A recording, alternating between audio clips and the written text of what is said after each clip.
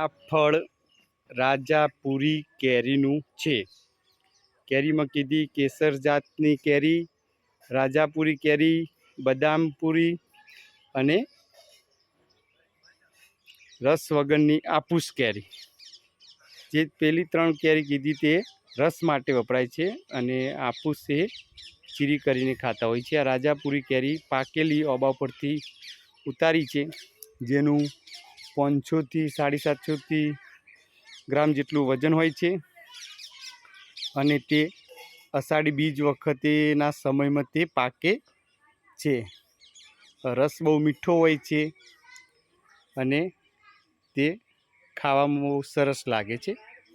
અહીંયા રાજાપુરી કેરીનું પાકેલું ફળ, તેમાંથી ગોટલો નીકળે છે, જે બીજ ઉગવામાં પછી નવો આંબો તૈયાર થાય છે.